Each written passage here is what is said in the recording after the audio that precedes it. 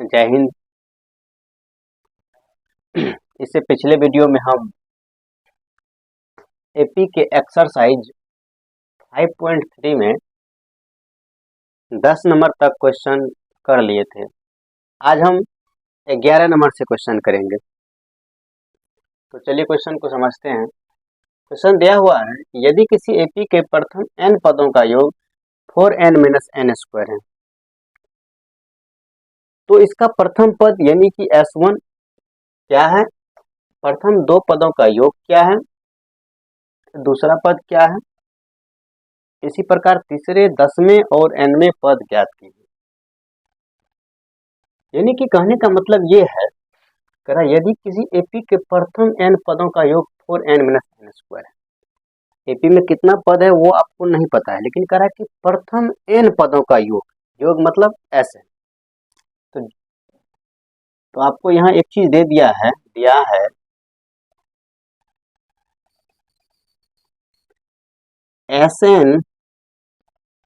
Sn बराबर 4n-n² दिया हुआ है बच्चों। एक चीज और देखिए, प्रथम n पदों का योग 4n-n² है, ठीक है। उसके बाद आपको ज्ञात क्या क्या करना है वो चीज को हम लिखते हैं। वो चीज को हम यहाँ लिखते हैं। देखिए, आपको ज्ञात करना है इसका प्रथम पद अर्थात S1 आपको ज्ञात करना है। चलिए ठीक है। प्रथम दो पदों का योग मतलब S2 भी आपको ज्ञात करना है, ठीक है। दूसरा पद क्या है, यानी कि दूसरा पद को हम लोग A2 बोलते हैं,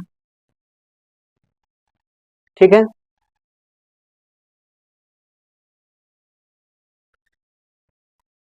इसी प्रकार तीसरे पद तो A3।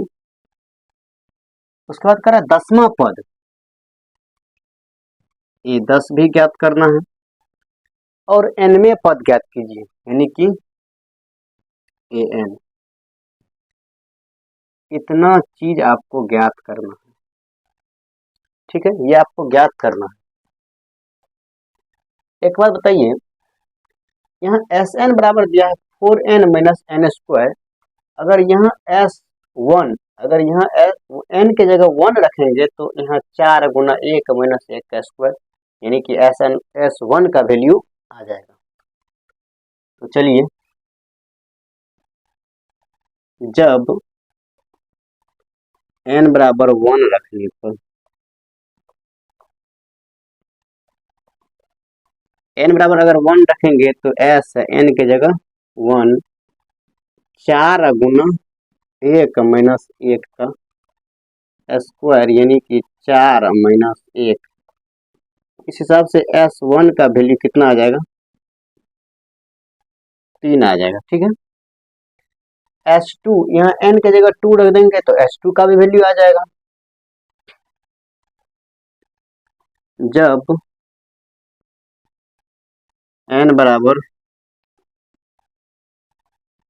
2 रखने पर, जब n बराबर अगर हम 2 रखेंगे तो यहाँ से देखिए S2 का वैल्यू आ जाएगा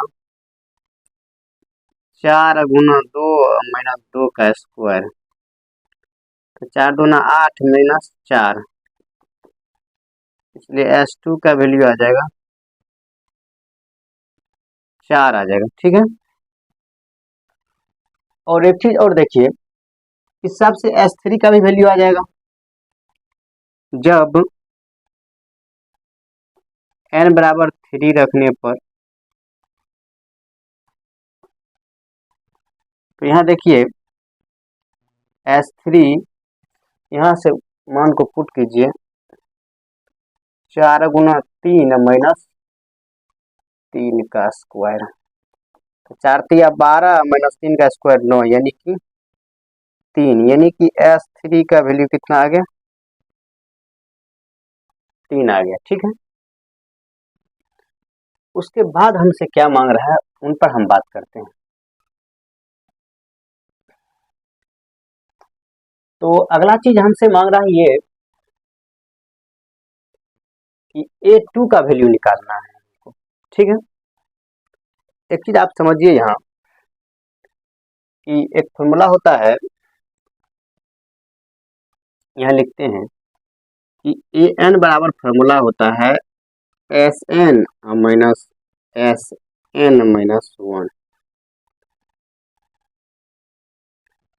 इस फॉर्मूला का कहने का मतलब ये है AN यानी कि आपको मान लीजिए A2 का वैल्यू निकालना है, तो जैसे मान लीजिए यहाँ A2 रख देंगे। चलिए यहाँ A2 रख दिए, यहाँ SN के जगह 2 रख दिए माइनस S 2 माइनस 1, यानी कि A2 का वैल्यू निकालने के लिए S2 माइनस 2 में से एक जाएगा तो S1। इस हिसाब से हमको अगर A2 का वैल्यू निकालना होगा तो S2 में से S1 को घटा देंगे तो A2 का वैल्यू आ जाएगा। ठीक है, S2 का वैल्यू हम निकाल चुके हैं 4 माइनस S1 का वैल्यू 3, तो इसीलिए A2 का वैल्यू यहाँ से आ जाएगा 1। और इस हिसाब से A3 भी मांग रहा है, तो A3 का वैल्यू निकालेंगे तो यहाँ S3 माइनस S3 में से एक जगह तो S2 यानी कि S3 माइनस S2। यानी कि इस बात को आप याद रख लीजिए कि आप अगर AP का कोई भी पद आपसे पूछा जाएगा तो S उतना में से उससे एक कम करके घटा दीजिएगा। यानी कि जैसे अगर यहाँ A3 का मान पूछा है तो S3 में से S2 को घटा दिए। जैसे हमको A10 भी निकालना है तो S10 में से S9 को घटाएंगे। ठीक है, चलिए यहाँ S3 का वैल्यू कितना दिया हुआ है, 3 दिया हुआ है, माइनस S2 का वैल्यू 4 दिया हुआ है, इसीलिए A3 का वैल्यू कितना हो जाएगा 3 माइनस 1, 3 माइनस 4 तो माइनस 1। ठीक है,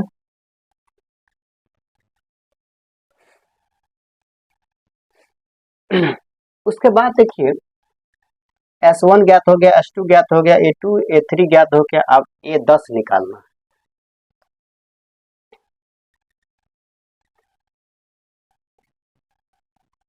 A10 ज्ञात करना है तो इसी सूत्र में रखिए S10 माइनस S10 में से एक S9, जो हम इससे पहले भी बोले आपको S10 माइनस S9। आप एक बार बताइए, यहाँ S3 S2 का वैल्यू निकाले थे तो पुट कर दिए, यहाँ तो नहीं निकाला हुआ है तो यहाँ पर हम निकाल लेते हैं। तो चलिए यहाँ मान पुट करते हैं, यहाँ S10 निकालना है तो 4 गुना 10 माइनस 10 का स्क्वायर कर दिए S10 निकालने के लिए। माइनस एक कोष्ट ले लीजिए क्योंकि माइनस का इफेक्ट इधर जितना भी टर्म होगा उन सब पर पड़ेगा। तो यहाँ 4 गुना 9 माइनस 9 का स्क्वायर। ठीक है, यहाँ 4 गुना 10 40 माइनस 100 माइनस 9 चौक 36 माइनस 81। यहाँ 40 माइनस 100 माइनस इसको घटा के हो जाएगा 11 में से 6 हो जाएगा 5, और यहाँ 7 में से 3 जाएगा 4, ये माइनस में यानी कि 40 माइनस 100 माइनस माइनस प्लस 45, यानी कि ये घट के हो जाएगा माइनस 15, यानी कि A10 का वैल्यू आपको 15 आ गया। ये भी ज्ञात हो गया। अब आपको लास्ट चीज ज्ञात करना है AN। तो AN बराबर आप फॉर्मूला भली भांति जान रहे हैं कि SN माइनस SN माइनस 1, तो SN माइनस SN माइनस 1। यहाँ से एक चीज देखिए, एस एन का वैल्यू आपको डायरेक्ट यहाँ पर दिया हुआ है, तो 4n minus N square minus यहाँ कोस्ट ले लेते हैं। आप एक बात बताइए, यहाँ एस एन का वैल्यू आपको दिया हुआ यहाँ आपने लिख दिया, ठीक है। उसके बाद यहाँ देखिए, यहाँ एस एन माइनस वन, यानी कि यहाँ पर जो है एन का वैल्यू कितना दिया हुआ है, एन माइनस वन। क्योंकि ए वन ए टू तो मांग नहीं रहा है, तुरंत घटा के लिख देंगे, यहाँ एन के रूप में ही है, तो यहाँ एन के जगह कितना मान दिया हुआ है, एन माइनस वन। तो हम लोग बैक में एस एन माइनस वन का वैल्यू निकाल लेते हैं। एस एन माइनस वन का अगर हमको वैल्यू निकालना होगा तो इस पूरा को हमको एन मानना होगा, नहीं मानना होगा, वो एन का वैल्यू होगा। तो चलिए यहाँ पुट करते हैं, एस एन बराबर 4n माइनस एन स्क्वायर, तो 4 गुना एन के जगह n minus one minus N square, तो एन माइनस वन का होल स्क्वायर, यानी कि 4 गुना एन, 4n माइनस 4 गुना 1 4 minus n a minus b का होल स्क्वायर हो जाएगा, तो यहाँ N square minus 2na plus 1 का स्क्वायर 1 होगा। इस हिसाब से यहाँ देखिए 4n माइनस 4 माइनस ये माइनस से इसमें गुना होगा तो माइनस एन स्क्वायर, यहाँ माइनस माइनस प्लस 2n, यहाँ प्लस यहाँ माइनस, तो माइनस यहाँ 1। यहाँ देखिए 4n में से 2n, तो यहाँ देखिए 2n 4n कितना हो जाएगा, 6n, ठीक है, प्लस में है। यहाँ 4 माइनस में, एक भी माइनस में, तो माइनस 5, ठीक है। अब माइनस एन स्क्वायर, तो माइनस एन स्क्वायर लिख दीजिए, लिख दिए, ठीक है। चलिए आप यहाँ पर मान को पुट करते हैं, 6n minus 5 minus N square, 4n minus N square, चलिए इस माइनस से इसमें गुना करते हैं, तो minus plus minus 6n minus minus plus 5 minus minus plus n square, minus में एन स्क्वायर प्लस में एन स्क्वायर कट जाएंगे। यहाँ 6n माइनस में 4n प्लस में, तो माइनस में 2n अब प्लस 5, यही ए एन का वैल्यू आ जाएगा, ठीक है। अगला क्वेश्चन दिया हुआ है, ऐसे 40 धन पूर्णांक का योग ज्ञात कीजिए जो 6 से विभाज्य हो। कहने का मतलब है कि 40 धन पूर्णांक का योग ज्ञात करना है, यानी कि आपको नंबर ऑफ टर्म यानी कि पदों की संख्या कितना दिया हुआ है, 40, एन का मान 40 दिया हुआ है, 40 वो धन पूर्णांक का योग ज्ञात करना है आपको, जो क्या हो, 6 से विभाज्य हो, जो क्या हो, 6 से विभाज्य हो। इस बात पर आप ध्यान दीजिए अच्छा से। तो यहां से आप देखिए,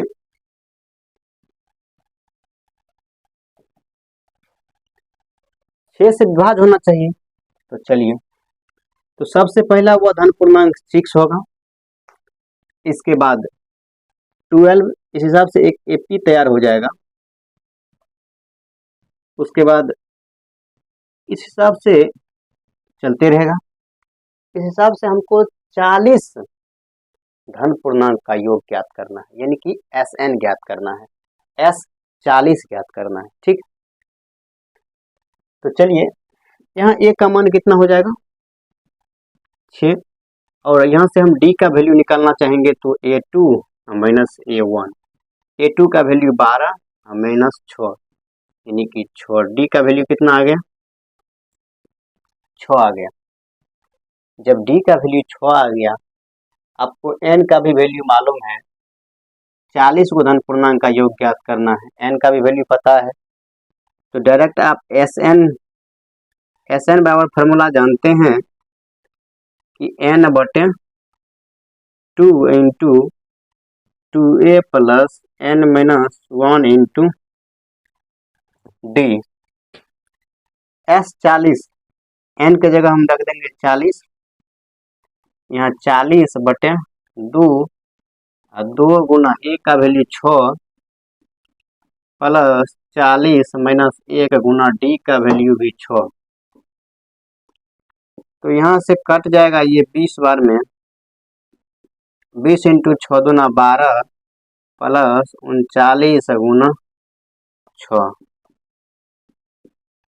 12 प्लस नछा के 54 बाकी 5 और छतरी का 18 5 23। 20 गुना इसको जोड़िएगा तो कितना होगा, 4 2 6 3 1 4 और ये 2, यहाँ गुना करेंगे तो कितना हो जाएगा, 6 दूना 12 4 दूना 8 1 9 2 दूना 4 0, इतना आंसर हो जाएगा। ठीक है, अगला क्वेश्चन दिया हुआ है कि 8 के प्रथम 15 गुणज का योग ज्ञात करना है। ठीक है,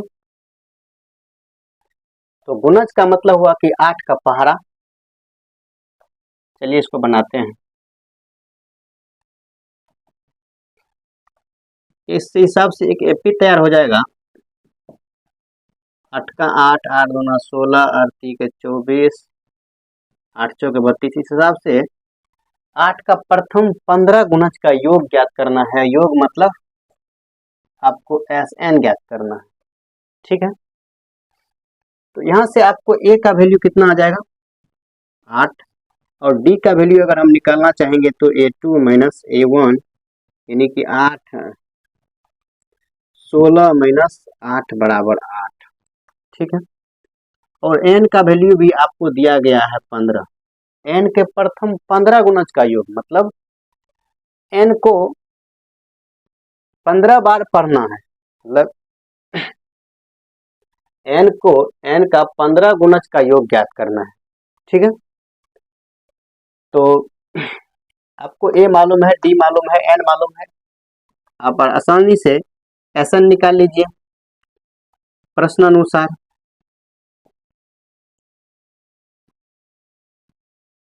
प्रश्न आपका कह रहा है कि योग ज्ञात कीजिए, तो Sn निकाल लीजिए। Sn बराबर n बटे 2 into 2a plus into n minus 1 into T. ठीक है, n के जगह 15 रख दीजिए, S15। तो S15 का वैल्यू यहाँ से आ जाएगा 15 बटे 2 गुना 2 एक का मान 8 प्लस 15 माइनस 1 गुना 8। चलिए 15 बटे 2 8 दूना 16 15 में से गया 14 गुना 8 कितना हो जाएगा, 15 बटे 2 गुना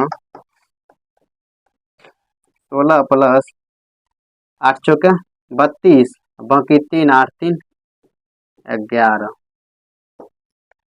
यहाँ पर देखिए 15 बटे 2 गुना, इसको जोड़िएगा तो कितना हो जाएगा, 2 6 8 1 1 2 और ये 1 काटिएगा तो ये कट जाएगा 64 बार में।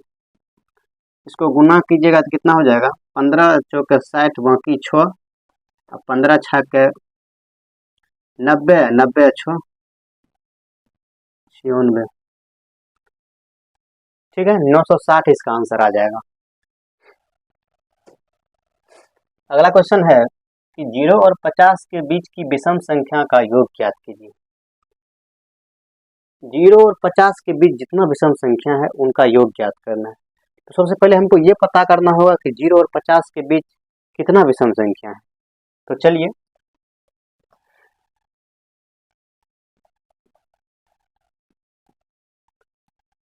जीरो और 50 के बीच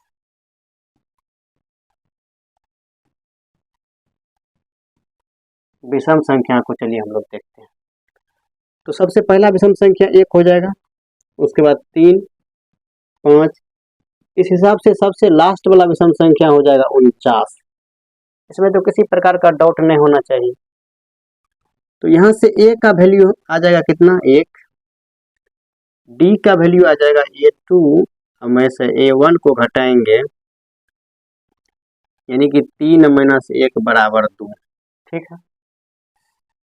और An का वैल्यू भी आपको मालूम, लास्ट पद भी मालूम हो गया। जब आपको An भी मालूम है तो यहाँ देखिए, क्योंकि हम जानते हैं कि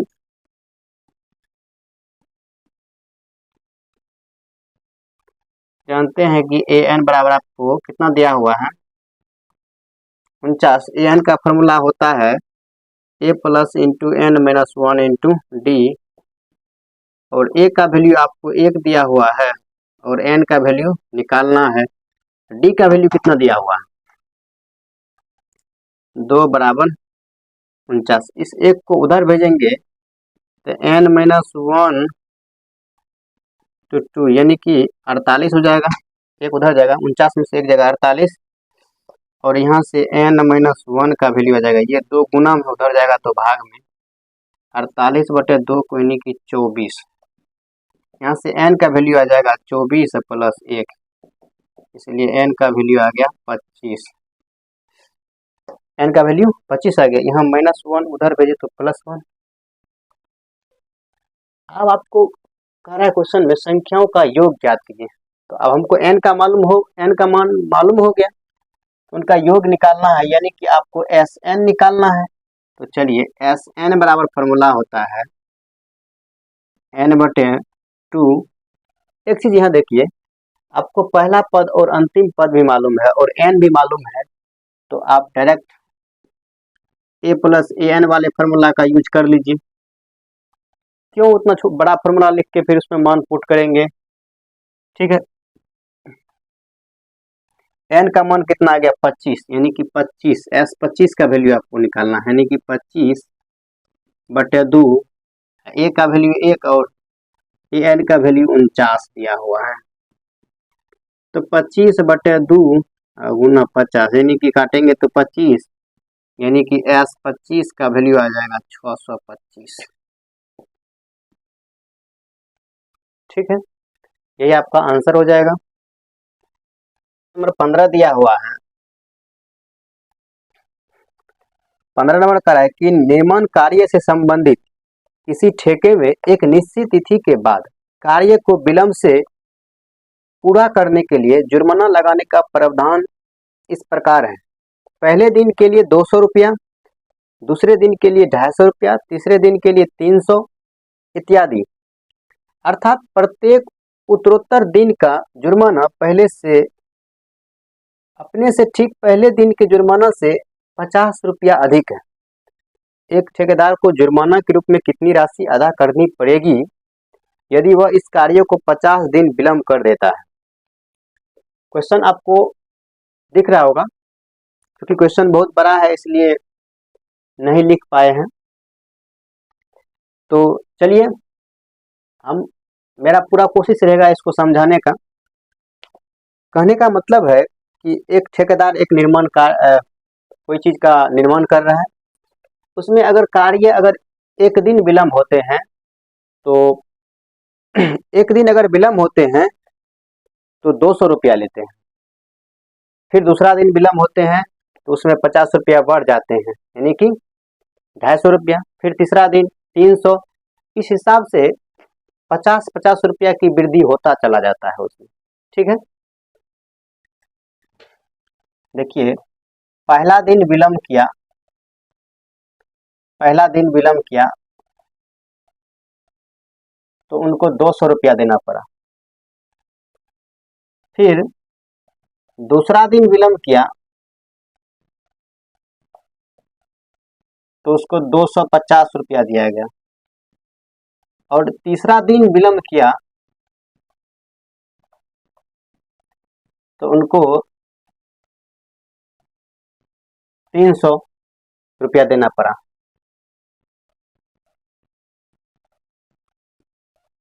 ठीक है। इस प्रकार से हम देखते हैं कि जैसे पहला दिन 200 रुपया दिया गया तो फिर दूसरा दिन 250 रुपया दिया, यानी कि इस हिसाब से 50 रुपया की वृद्धि होता चला गया और उस ठेकेदार को इस कार्य को पूरा करने में 30 दिन विलम्ब हो गया। कितना दिन? 30 दिन विलम्ब हो गया। तो बताइए ठेकेदार को कुल कितनी राशि अदा करनी पड़ेगी? तो ठेकेदार को कुल कितना रुपया देना पड़ेगा, यानी कि आपको क्या मांग रहा है? सब रुपया को जोड़ के आपको एसएन मांग रहा है, यानी कि इस हिसाब से हम एक एपी तैयार हो जाएगा। मेरा एक एपी तैयार हो जाएगा 200, 250, 300, इस हिसाब से एक एपी तैयार हो गया और कार्य को पूरा करने में 30 दिन विलम्ब हो जाता है, यानी कि आपको एन का वैल्यू कितना दे दिया है? 30 दे दिया है। यहाँ से ए का वैल्यू कितना आ जाएगा? 200 और डी का वैल्यू अगर हम निकालेंगे तो A2 माइनस A1, तो 250 में से 200 को घटा देंगे तो 50 रुपया आ जाएगा। डी का वैल्यू आ गया। ठीक है। उसके बाद देखिए आपको एन का भी वैल्यू मालूम है, तो कह रहा है कि ठेकेदार को 30 दिन जो कार्य को विलम्ब किया है करने में, तो उसको कुल कितना रुपया अदा करना पड़ेगा? तो इन सब रुपया को जोड़ना पड़ेगा, यानी कि आपको क्या निकालना है? एस एन निकालना है। तो प्रश्नानुसार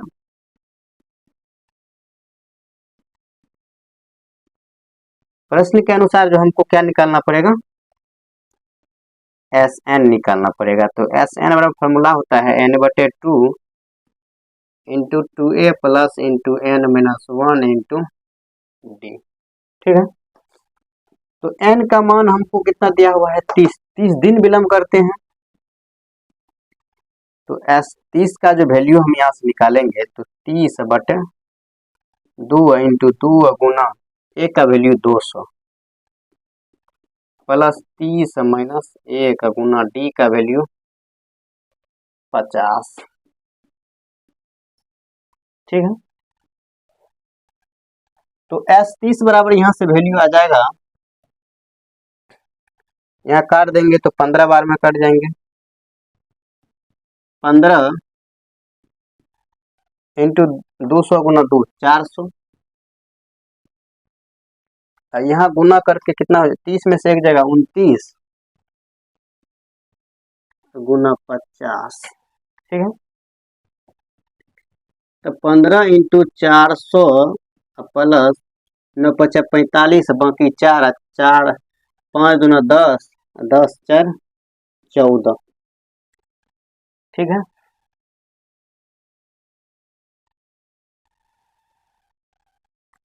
उसके बाद यहाँ 15 गुना इस 400 को उसमें जोड़ देंगे तो 14 4 1850 हो जाएगा।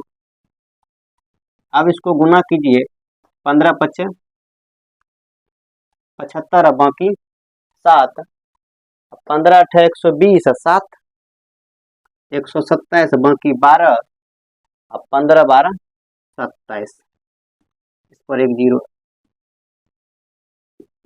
यानी कि ठेकेदार को कितना? 27,750 रुपया विलम्ब शुल्क अदा करना पड़ेगा। लिख दीजिए। अतः उस ठेकेदार को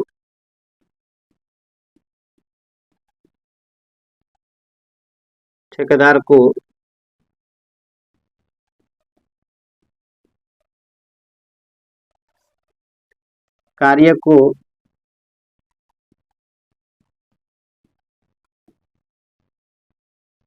विलम्ब करने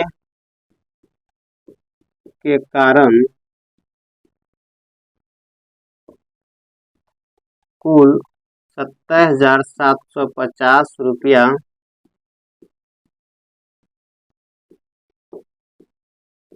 अदा करना पड़ेगा।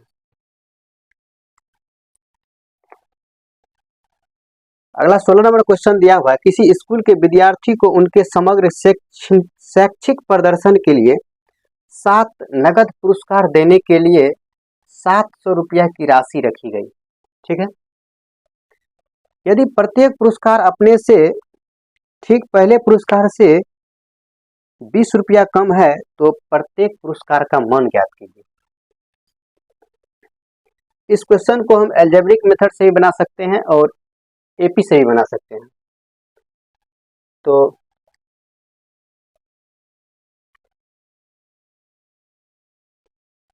कह रहा है कि 7 नगद पुरस्कार, देखिए कुल राशि जो है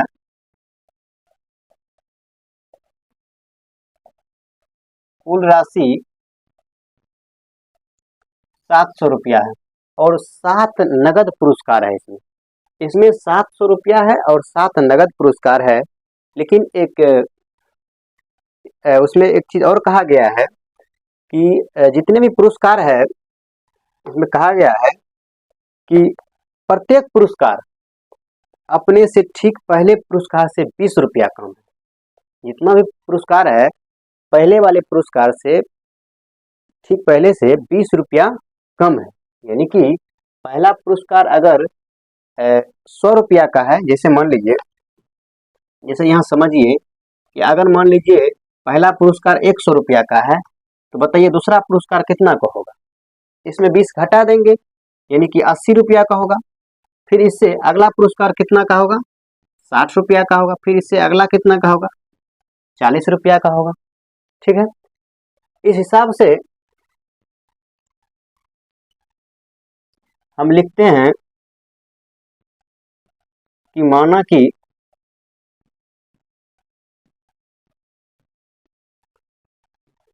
7 नगद पुरस्कार पुरस्कार 7 नगद पुरस्कार क्रमशः 7 नगद पुरस्कार को हम मान लेते हैं, क्या मान लेते हैं, x, एक को x मानते हैं, एक को x माइनस 20।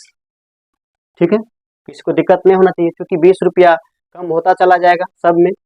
फिर इसमें 20 कम जाएगा तो x माइनस 40, फिर इसमें 20 कम जाएगा x माइनस 60, फिर उसमें कम जाएगा x माइनस 80, फिर उसमें x माइनस 100, फिर इसमें कम जाएगा तो x माइनस 120। क्या पुरस्कार हुआ, 1 2 3 4 5 6 7। इस प्रकार से 7 नगद पुरस्कार हमने मान लिया। ठीक है, मान लिए। अब प्रश्न के अनुसार हम चलते हैं।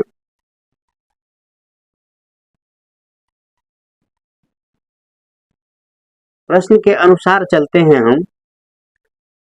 तो अगर आप यहाँ पर नहीं समझे तो जैसे मान लीजिए पहला पुरस्कार x है, दूसरा x माइनस 20 है, तो फिर तीसरा x माइनस 40 कैसे हो गया, तो फिर इसमें 20 कम करेंगे तो x माइनस 20 तो माइनस 40 हो जाएगा।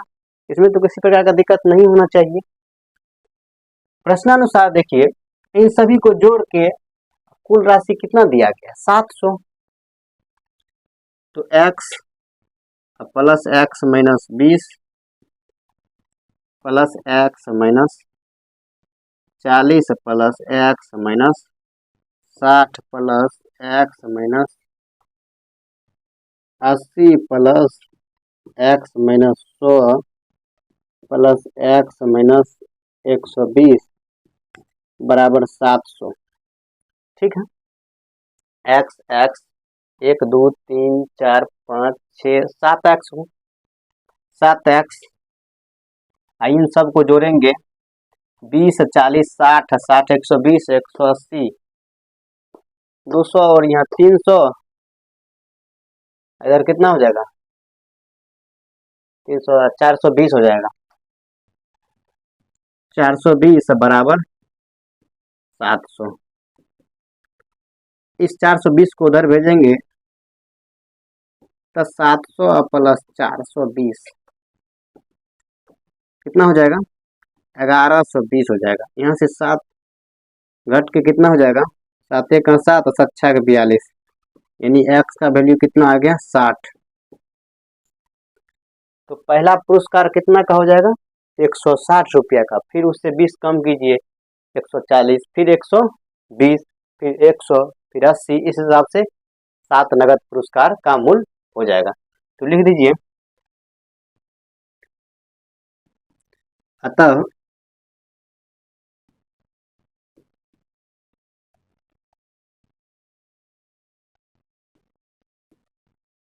सात पुरस्कार की राशि हो जाएगा, कितना हो जाएगा 160, इसमें 20 कम कीजिए 140, फिर इसमें 20 कम करेंगे 120, फिर इसमें 20 कम 180, 60, 40, कितना हुआ 1 2 3 4 5 6 7। इस प्रकार से सातों पुरस्कार का मूल्य हो जाएगा। ठीक है, किसी को दिक्कत? इनको हमने अलजेब्रिक मेथड से बनाया। ठीक है, और चूंकि ये क्वेश्चन पूछे उतना नहीं जाते हैं, अभी तक नहीं पूछा गया है, तो संभावना है कि आगे भी नहीं पूछा जाएगा। तो चलिए अगला क्वेश्चन देखते हैं।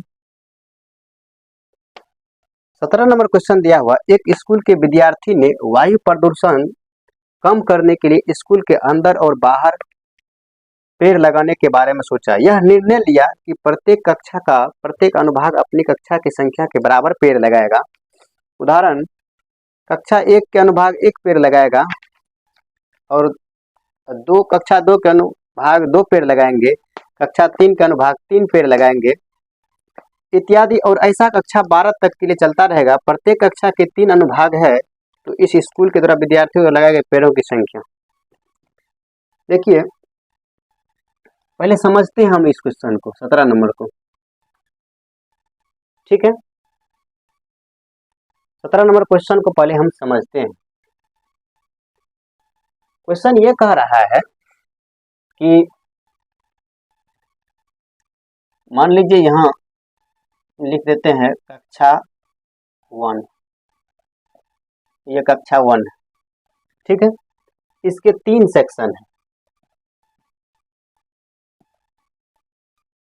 Section A, section B, section C. Section A, section B, section C.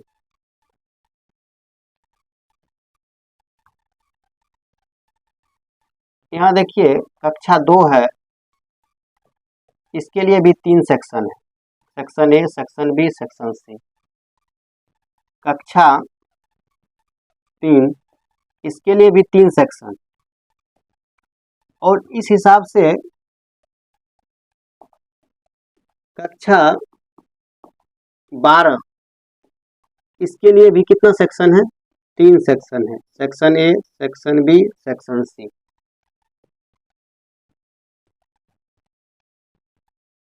मतलब कक्षा 1 से लेकर 12 तक प्रत्येक का 3-3 सेक्शन है। ठीक है, और एक चीज और कहा गया उसमें कि जैसे कक्षा 1 के बच्चे हैं, यानी क्लास 1 के अगर बच्चे हैं, तो प्रत्येक सेक्शन वाले एक एक पेड़ लगाएंगे। तो सेक्शन 1 वाले 1 पेड़ लगाएंगे, सेक्शन बी वाले 1 पेड़ लगाएंगे, सेक्शन सी वाले 1 पेड़ लगाएंगे, तो कुल 3 पेड़ लगेंगे। और कक्षा 2 है तो प्रत्येक सेक्शन वाले 2-2 पेड़ लगाएंगे, तो 2 प्लस 2 प्लस 2 यानी कि 6 पेड़ लगेगा। इस हिसाब से कक्षा 3 वाले कितना पेड़ लगाएंगे 3-3 पेड़ लगाएंगे, तीनों सेक्शन वाले 3-3 पेड़ लगाएंगे, तो 3 प्लस 3 प्लस 3 यानी कि 9 पेड़ लगाएंगे।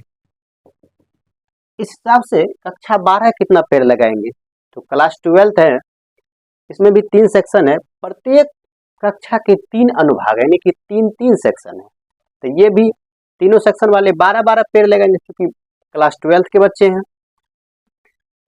तो यहाँ 12 प्लस 12 प्लस 12 यानी कि 36 पेड़ लगाएगा। ठीक है, इस हिसाब से आपका एक एपी तैयार हो गया। यहाँ से 3 6 9 डैश डैश डैश 36 तक। ठीक है, तो अंत में कह रहा है कि प्रत्येक कक्षा के बच्चों द्वारा, मतलब कुल 1 से लेकर 12 तक के जो बच्चे हैं उन सभी के द्वारा कुल कितना पेड़ लगाया गया। तो कुल कितना पेड़ लगाया गया यानी कि आपको योग ज्ञात करने के लिए कह रहा है, यानी कि आपको यहाँ से SN ज्ञात करना होगा। तो चलिए, और एक चीज और देखिए, कक्षा 1 से लेके 12 तक के बच्चे हैं, तो 12 को कक्षा है, तो यहाँ से A का वैल्यू आ जाएगा 3 और D का वैल्यू हम निकालेंगे तो कितना आ जाएगा A2 माइनस A1, यानी कि 6 माइनस 3 बराबर 3। ठीक है, अब देखिए एक चीज, और कक्षा 1 से लेकर 12 तक के हैं, n का भी वैल्यू आपको मालूम है, n का वैल्यू कितना हो जाएगा 12। चलिए, n का भी वैल्यू आपको मालूम है 12, और आपको an भी मालूम है। कक्षा और 12 तक के ही बच्चे हैं स्कूल में, और 12th क्लास में कुल कितना पेड़ लग रहा है, 12th क्लास के बच्चों के द्वारा टोटल 36 पेड़ लग रहे हैं। आपको an का भी वैल्यू मालूम है, यहाँ भी देख रहे हैं 36। तो आप जानते हैं प्रश्न से कि SN बराबर फॉर्मूला होता है n/2 × A प्लस AN। हम इस फॉर्मूला का यूज इसलिए किए क्योंकि यहाँ A भी मालूम है, N भी मालूम है, तो उतना बड़ा फॉर्मूला हम नहीं लिखे। SN का वैल्यू आपको 12, S12 का वैल्यू ज्ञात करना है, तो 12/2 और A का वैल्यू 3 प्लस AN का वैल्यू आ जाएगा 36। तो S12 का वैल्यू यहाँ से आ जाएगा कट के 6 गुना यहाँ हो जाएगा 39, 9 के 54, 36 का 18, 18 5 23, 234, 9 के 54 के 4 बाकी 5, 36 का 18 5 23, यानी कि 234 कुल पेड़ों की संख्या 234 होगा। किसके द्वारा, कक्षा 1 से कक्षा 12 तक के बच्चों के द्वारा कुल 234 पेड़ लगाया जाएगा। 18 नंबर क्वेश्चन दिया हुआ है, कह रहा है केंद्र A से प्रारंभ करते हुए बारी बारी से केंद्र A और B को लेते हुए त्रिज्या 0.5 cm, 1.0 cm, 1.5 cm, 2.0 cm वाले उत्तरोत्तर अर्धवृत्त को खींचकर एक सर्पिल बनाया गया है, जैसा कि आकृति 5.4 में दर्शाया गया है। 13 क्रमागत अर्धवृत्तों से बने इस सर्पिल की कुल लंबाई क्या है। देखिए, क्वेश्चन आपका कुछ इस प्रकार से है।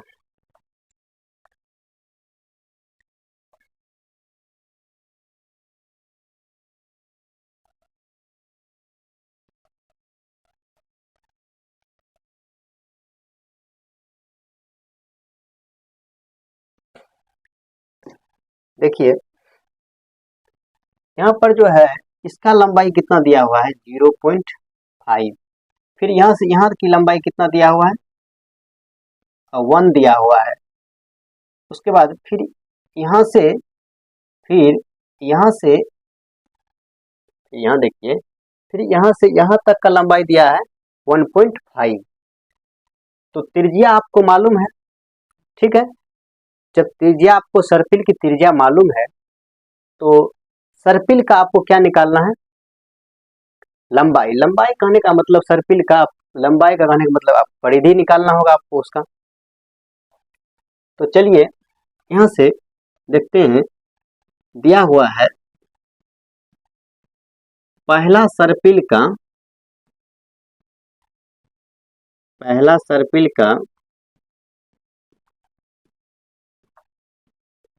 त्रिज्या दिया है 0.5 cm। तो यहाँ से पहला सर्पिल का लंबाई कितना हो जाएगा,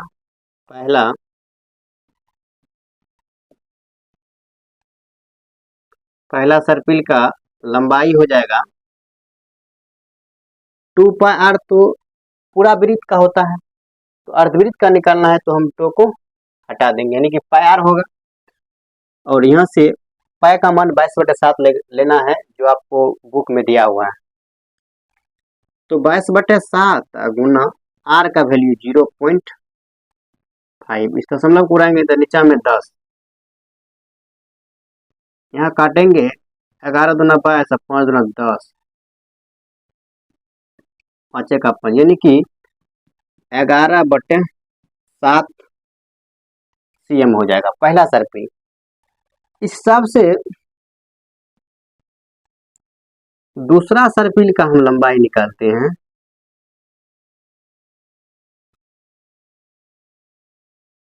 दूसरा सर्पिल का लंबाई निकालेंगे तो पाई आर, यहाँ पर दूसरा सर्पिल का त्रिज्या कितना है, यहाँ से यहाँ तक 1 दिया हुआ है, तो पाई का मान 22/7 गुना 1, यानी कि यह हो जाएगा 22/7 cm। तीसरा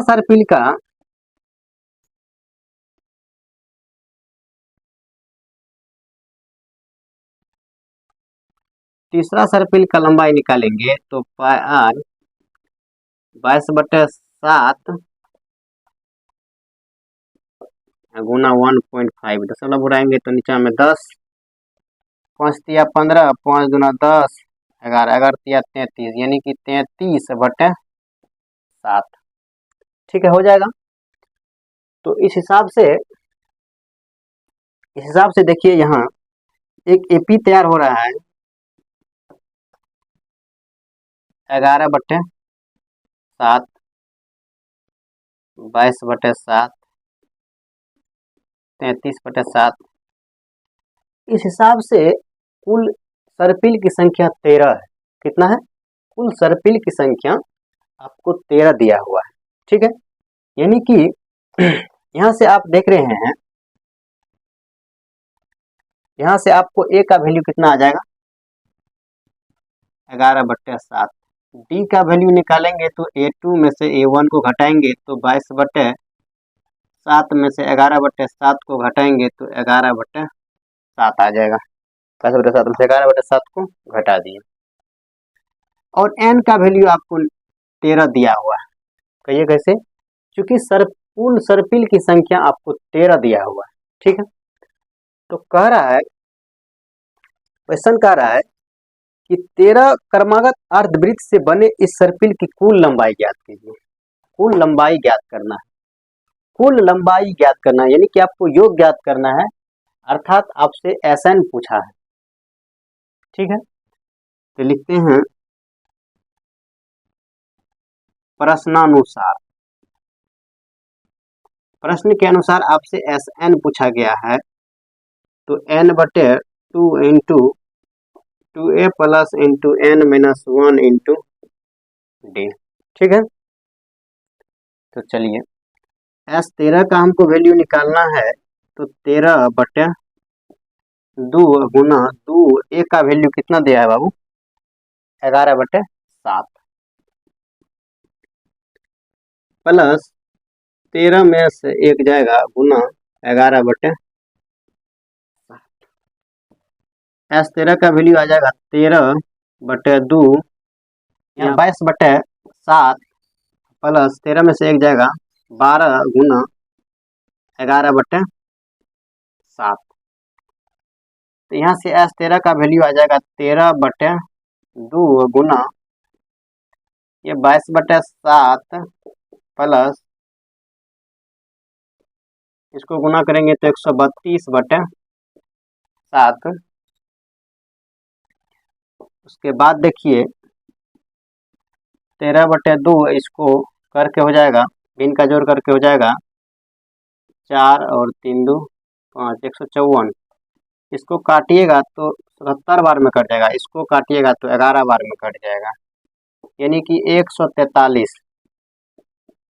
S13 का वैल्यू आपसे 143 आ जाएगा, यानी कि कुल 13 सर्पिल का कुल लंबाई कितना हो जाएगा, अर्धवृत्त वाले 13 सर्पिल की कुल लंबाई कितनी होगी 143 सेंटीमीटर हो जाएगा। ठीक है,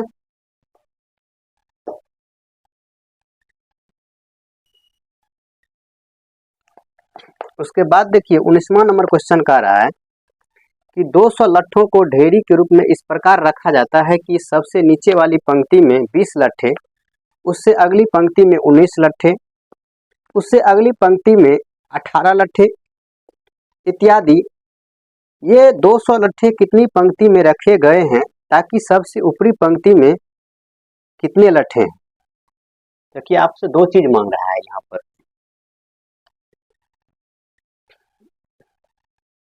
देखिए इसमें क्या क्या हुआ है, फिगर हम थोड़ा सा बनाने का कोशिश करते हैं।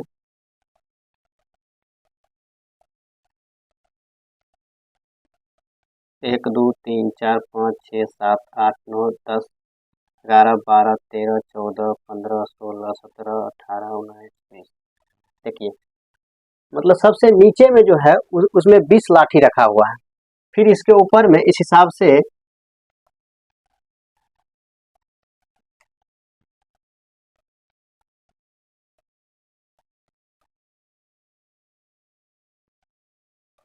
उन्नीस लाठी, फिर इसके ऊपर 18 लाठी रखा हुआ है।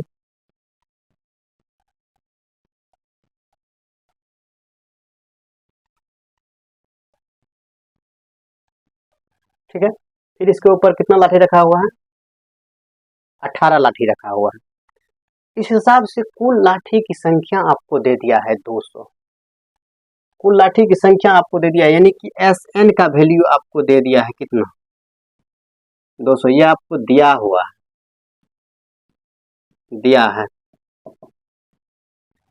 ठीक है, दिया है। एक चीज और गौर कीजिए इसमें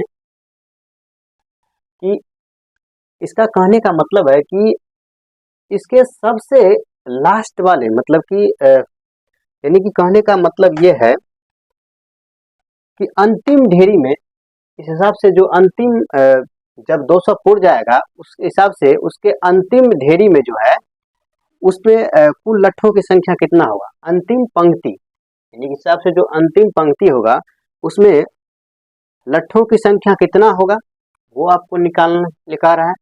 और इस हिसाब से कुल ढेरी की संख्या कितना होगा, एक पर एक की संख्या जो है वो इस हिसाब से कितना बार चलता रहेगा वो भी आपको निकालना है। यानी कि आपसे n मांग रहा है और an मांग रहा है। ठीक है, आपको an बराबर वाट और n बराबर वाट, ये दो चीज आपको निकालना है। तो चलिए, तो इसके सबसे नीचे में जो है कितना लाठी है, 20, इसमें 19, इसमें 18। इस हिसाब से आपसे एक एपी तैयार हो रहा है, 20, 18, 20, 19, 18 डैश डैश डैश। इसके सबसे लास्ट वाले पंक्ति में कुल लट्ठों की संख्या कितना होगा वो भी मांग रहा है, और कुल पंक्ति की संख्या कितना होगा वो भी आपसे पूछ रहा है। तो चलिए यहाँ से a का वैल्यू आ जाएगा 20 और d का वैल्यू निकालेंगे a2 माइनस a1, यानी कि 19 माइनस 20 तो माइनस 1।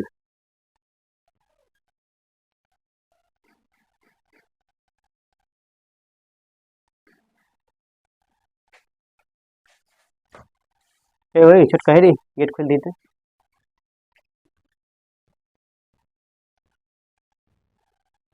ठीक है, तो उसके बाद देखिए डी दिया हुआ है और एन भी नहीं दिया हुआ, लेकिन एस एन आपको दिया हुआ है। तो चलिए लेकिन दिया है कि एस एन बराबर 200। तो इसका फॉर्मूला बैठाइए, एन बटे 2 into 2a plus into n minus 1 into d बराबर 200। ठीक है, एन का वैल्यू हमको नहीं दिया हुआ, एन बटे 2 गुना ए का वैल्यू दिया है 20 प्लस एन माइनस 1, डी का वैल्यू -1 बराबर 200।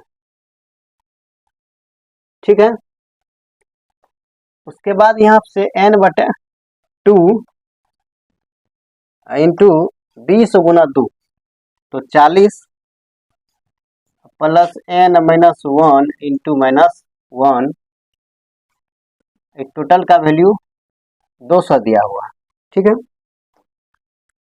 तो n/2 यहाँ 40 प्लस इसको गुना करेंगे तो माइनस प्लस -n और माइनस माइनस +1 बराबर 200, ठीक है। तो n/2 यहाँ 40 प्लस 1 41 माइनस n बराबर 200। तो n/2 गुना 41 माइनस n/2 गुना n हो जाएगा बराबर 200, ठीक है। उसके बाद देखिए यहाँ से n का वैल्यू 40 41n/2 माइनस कितना हो जाएगा यहाँ n²/2। इस 200 को इधर ले आइए तो -200 बराबर 0, ठीक है। इसमें आप सब में माइनस को कॉमन लेंगे तो हो जाएगा -41n/2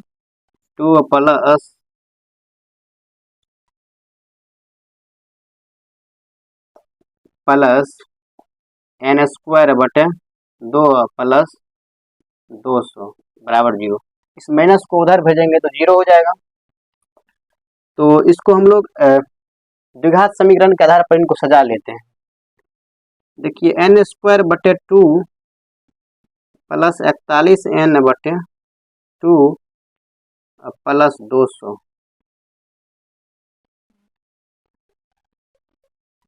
यहाँ माइनस हो जाएगा, ठीक है, बराबर 0। अब जो है इन सब में 2 नीचे में है तो हम इनको भिन्न का जोड़ कर लेते हैं यहाँ पर। तो 2 n² माइनस 41n प्लस 2 400 हो जाएगा बराबर 0। इस 2 इधर भागा ग्रुप में, इसको उधर भेजेंगे तो गुणा ग्रुप में चल जाएगा, यानी कि n² माइनस 41n प्लस 400 बराबर 0, ठीक है। तो इसको आप लोग सॉल्व कर लीजिएगा और सॉल्व करके जो आंसर आएगा उसको कमेंट में लिखिएगा, ठीक है। क्वेश्चन नंबर 20 दिया हुआ है, यहाँ पर एक बाल्टीन रखा हुआ है। क्वेश्चन आपको दिख रहा होगा और यहाँ पर एक लड़का है,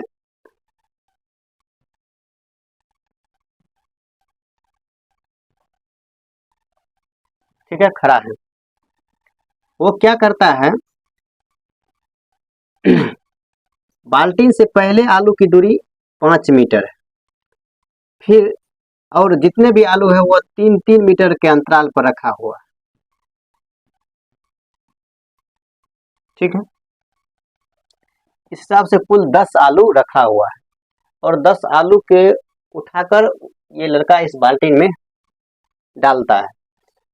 तो लड़का क्या करता है, पहला आलू को डालने के लिए वो क्या करता है, देखिए यहाँ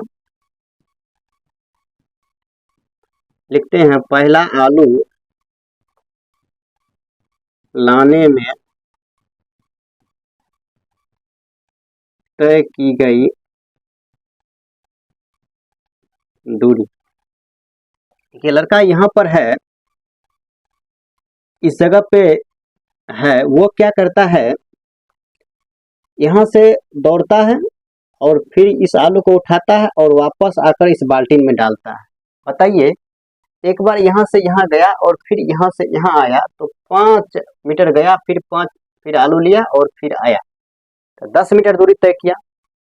तो पहला आलू लाने में तय की गई दूरी 10 मीटर, ठीक है। इस हिसाब से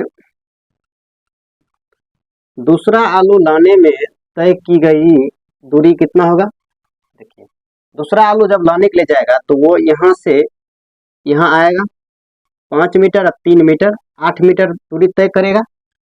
फिर आलू को उठाएगा, फिर वहां से उठा के वापस आएगा तो फिर 8 मीटर आएगा, यानी कि 16 मीटर। इस हिसाब से तीसरा आलू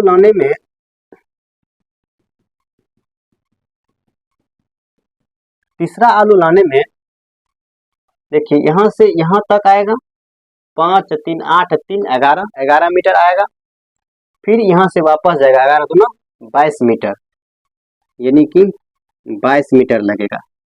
तो इस हिसाब से हमारा एक एपी तैयार हो रहा है। इस हिसाब से कुल 10 आलू को उठा के इस बाल्टी में डालना है, ठीक है। इस हिसाब से एक एपी तैयार हो रहा है 10 मीटर, 16 मीटर, 22 मीटर। यहाँ से ए का वैल्यू आ जाएगा 10, डी का वैल्यू निकालेंगे तो A2 माइनस A1, यानी कि 16 मीटर में से 10 मीटर को घटा देंगे तो कितना मीटर हो जाएगा, 6 मीटर। और आपको n का वैल्यू दिया है 10, क्योंकि 10 आलू को उठा के इस बाल्टीन के अंदर डालना है। ए भी मालूम, डी भी मालूम, n भी मालूम, और कह रहा है कि इस हिसाब से उस बच्चा को 10 आलू उठाकर बाल्टीन में डालने में कुल कितना दूरी तय करना पड़ेगा, यानी कि आपसे क्या पूछ रहा है, कुल दूरी पूछ रहा है, यानी कि आपसे SN पूछ रहा है। प्रश्नानुसार SN बराबर n बटे 2 into 2a plus into n minus 1 into D. तो n का वैल्यू कितना दिया हुआ है, 10 बटे 2, 2 गुना a का वैल्यू 10, 10 माइनस 1, डी का वैल्यू कितना दिया है, 6। तो चलिए यहाँ से इसको काटेंगे तो 5 बार में, तो 5 इंटू 2 गुना 10 20, प्लस 10 में से 9 गुना 6, 9 6 के 54, यानी कि 5 गुना ये हो जाएगा 64, 74, 4 5 20, बाकी 2, 7 7 5 35, 2 370 मीटर की दूरी तय करना पड़ेगा, ठीक है। तो इस क्वेश्चन के बाद इस चैप्टर समाप्त हो गया। और अगर इसमें किसी प्रकार का अगर दिक्कत रह गया होगा, कोई क्वेश्चन अगर आपको समझ में नहीं आया होगा, तो इस नंबर पर आप लोग व्हाट्सएप के माध्यम से उस क्वेश्चन को दोबारा पूछ सकते हैं, ठीक है। हाँ।